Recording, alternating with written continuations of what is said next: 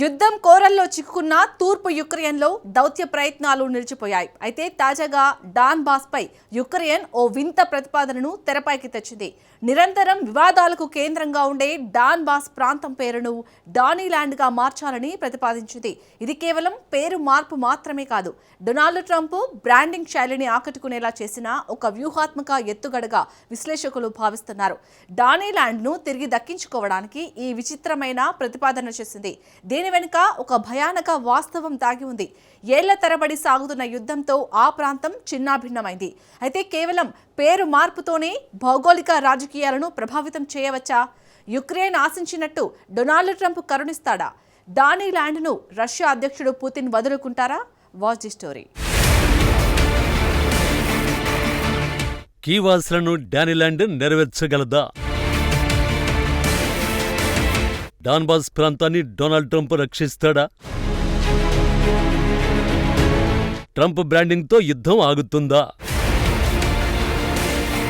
పశ్చిమాసియా సంక్షోభంతో యూరోప్లో జరుగుతున్న యుద్ధాన్ని ప్రపంచం విస్మరించింది. 2022 ఫిబ్రవరి 24న మొదలైన ఈ యుద్ధం ఇప్పటికీ కొనసాగుతోంది. తూర్పు ఉక్రెయిన్పై రష్యా ఉడుంపట్టు పడుతోంది. భీకర దాడులు చేసి ఆ ప్రాంతాన్ని పూర్తిగా సొంతం చేసుకునే ప్లాన్తో అడుగులు వేస్తోంది. దీంతో తూర్పు ఉక్రెయిన్లోని ప్రతి దృశ్యం ఒక విషాద గాథను వినిపిస్తోంది. ఆ ప్రాంతంలో బొగ్గు గనులు ధ్వంసమయ్యాయి. ఉక్కు నగరాలు నిశ్శబ్దంగా నిర్మానుష్యంగా మారాయి.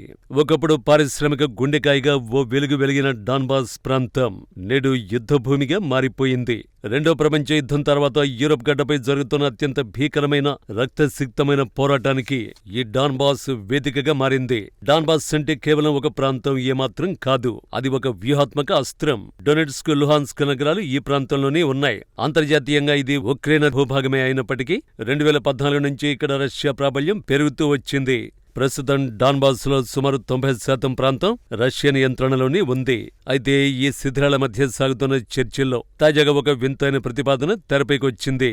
ఇది వినడానికేదో థీమ్ పార్క్ బ్రోచర్ల పేరులా అనిపిస్తుంది. న్యూయార్క్ టైమ్స్ కథనం ప్రకారం ఉక్రెయిన్ అధ్యక్షుడు జెలెన్స్కీ ఒక అసాధారణ ఆలోచనతో ముందుకొచ్చాడు.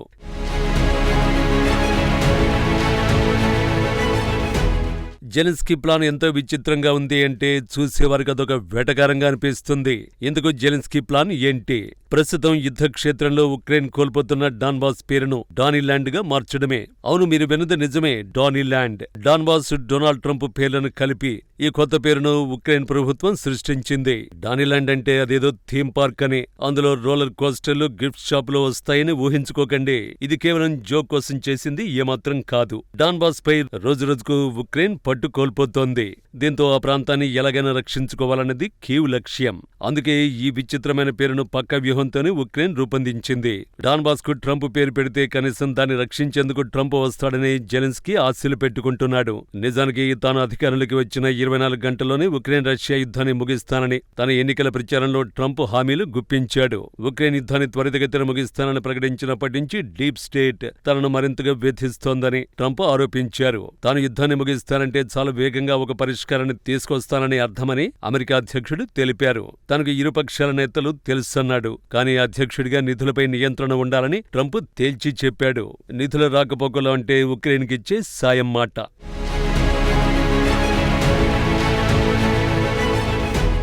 వాస్తవానికి ట్రంప్ 2025 జనవరి 20న రెండోసారి అధ్యక్షుడిగా ప్రమాణ స్వీకారం చేశారు. కానీ ఇప్పటి వరకు ఉక్రెయిన్ యుద్ధాన్ని మాత్రం ఆపలేకపోయాడు.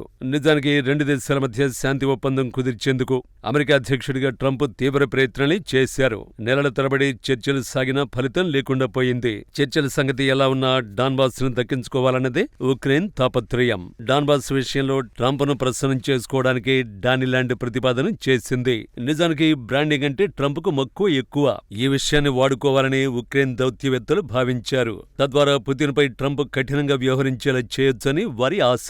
ఎందుకంటే భౌగోళిక రాజకీయాల్లో కొన్నిసార్లు సింబాలిజం చాలా ముఖ్యం, మరికొన్నిసార్లు దౌత్యమే బ్రాండింగ్ ముసుగులో వస్తూ ఉంటుంది. డానీల్యాండ్ ప్రతిపాదనలో ముఖ్యమైన అంశాల్లో కొన్నింటిని ఇప్పుడు చూద్దాం. డాన్బాస్ ప్రాంతాన్ని ఒక పాక్షిక స్వయం ప్రతిపత్తి కలిగిన జోన్ గా మార్చడం కీలకమైనది. ట్రంప్ కు దక్కిన దౌత్య విజయంగా బ్రాండింగ్ చేయాలని ఉక్రెయిన్ ప్లాన్ వేసింది. ఇక డాన్బాస్ లో అంటే డానీల్యాండ్ లో ఒక ట్రంప్ పీస్ బోర్డు ఏర్పాటు చేసేందుకు కూడా కీవ్ సిద్ధమైంది. అంతేకాదు ఎవరో ఒకరు ఉత్సాహంతో ఈ కొత్త ప్రాంతం కోసం ఆకుపచ్చ, బంగారం రంగుల జెండాను రూపొందించారు. చాట్ జీపీటీని ఉపయోగించి ఒక జాతీయ గీతాన్ని కూడా సిద్ధం చేశారు.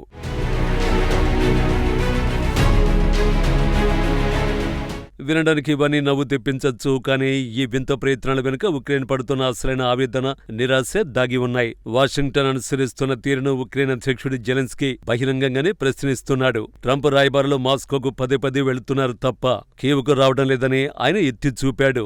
ఇరాన్తో యుద్ధం కారణంగా అమెరికాకు ఉక్రెయిన్ గురించి ఆలోచించే సమయం లేదని ఆయన ఆవేదన వ్యక్తం చేస్తున్నాడు. మరోవైపు రష్యా అధ్యక్షుడు వ్లాదిమిర్ పుతిన్ తన వైఖరిని స్పష్టం చేశారు. డొనెట్స్క్, లుహాన్స్క్ ప్రాంతాలపై పూర్తి నియంత్రణ సాధించే వరకు మాస్కో వెనక్కి తగ్గేదే లేదని పుతిన్ తేల్చి చెప్పారు. అయితే డాన్బాస్ నుంచి తమ దళాలను వెనక్కి తీసుకోవడం నైతికంగా తప్పని కీవ్ వాదిస్తోంది. డాన్బాస్ నుంచి వైదొలగడం అనేది తప్పుడు నిర్ణయం మాత్రమే కాదు, అనైతికమని జెలెన్స్కీ చెబుతున్నాడు. అంతేకాకుండా ఇప్పుడు అక్కడి నుంచి దళాలను ఉపసంహరించుకోవడం అంటే ఉక్రెయిన్ రక్షణ వ్యవస్థను బలహీనపరుచుకోవడమేనని వాదిస్తున్నాడు. అయితే యుద్ధంలో రష్యా ఎప్పుడూ అడుగు ముందే ఉంది. అందుకే ఆ ప్రాంతాన్ని తిరిగి తీసుకోవడం ఉక్రెయిన్కు అసాధ్యంగా మారింది. అయితే డొనాల్డ్ ట్రంప్ను ప్రసన్నం చేసుకోవడం కోసం ఇలా పేర్లు మార్చడం ఇదే మొదటిసారి కాదు. గతంలో అనేక దేశాలు, విదేశీ డెవలపర్లు ట్రంప్ పేరుతో టవర్లు, గోల్ఫ్ కోర్సులు, హోటల్ ప్రాజెక్టులు నిర్మించి ఆయన మద్దతు పొందేందుకు ప్రయత్నించారు.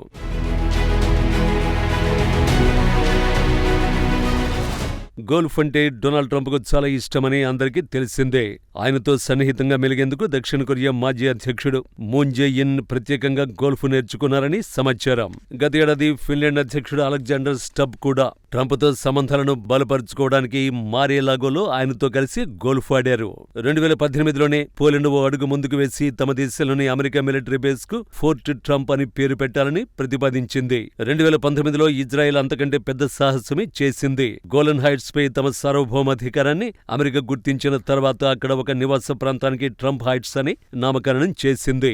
ఇక ఇటీవలే ఆర్మేనియా, అజర్బైజాన్ దేశాల మధ్య ఏర్పడిన ఒక శాంతి కారిడార్ కు కూడా ట్రంప్ పేరుని బ్రాండింగ్ చేశారు. కాబట్టి ఉక్రెయిన్ ఇప్పుడు డాన్బాస్ ను డానిల్యాండ్ గా మార్చాలని భావించడం వెనుక జోక్ ఏమాత్రం లేదు. సీరియస్ గానే కీవ్ లాంటి నిర్ణయం తీసుకుంది.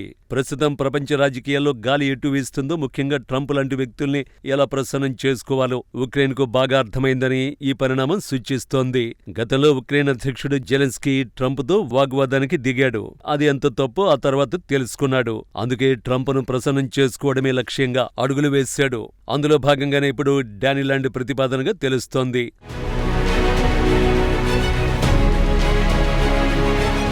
అయితే డాన్బాస్కు డానిల్యాండ్ నామకరణం ఖచ్చితంగా ట్రంప్కు నచ్చుతుంది. కానీ దాన్ని రష్యా కబంధ హస్తాల నుంచి విడిపించడం అసాధ్యం. కానీ చర్చల టేబుల్ వద్దకు తీసుకురావడానికి అమెరికా అధ్యక్షుడు ప్రయత్నించొచ్చు. అంతే తప్ప డాన్బాస్ను తిరిగి ఉక్రెయిన్కి ఇప్పించే ఛాన్సే లేదు.